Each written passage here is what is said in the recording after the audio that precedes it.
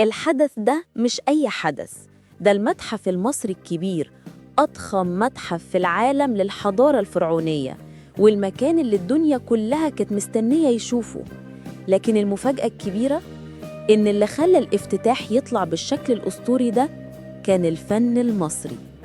تعال نعرف مع بعض مين ال10 فنانين اللي شاركوا في الافتتاح وخلوا العالم كله يسقف لمصر.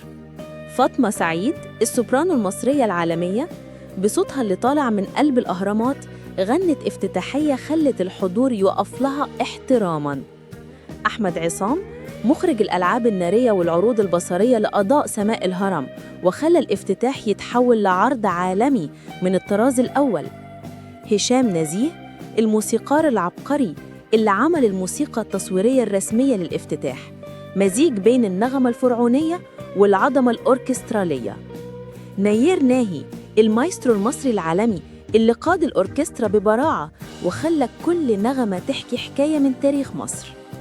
مريرة أبو زهرة، عازفة الفيولا المصرية العالمية، أدت فقرة موسيقية خلت الناس تحس بعظمة الفن الكلاسيكي المصري.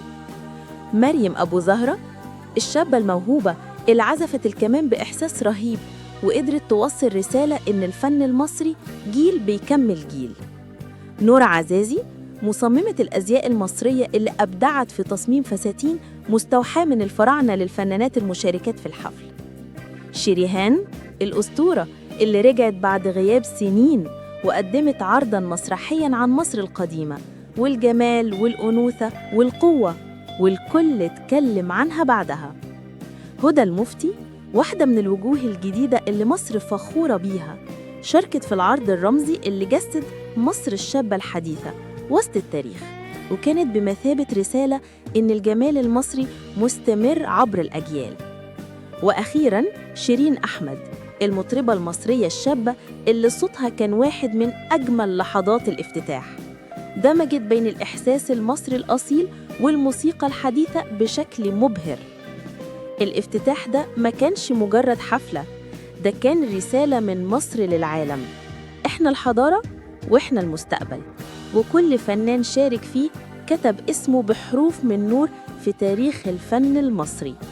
الفن مش بس متعة، الفن حضارة بتتكلم عن شعبه. المتحف المصري الكبير أكبر حكاية فن التاريخ. لو الفيديو عجبك سيبه ينتشر عشان غيرك يدعمنا، وادعمنا انت كمان بلايك، وقول لنا رأيك في كومنت.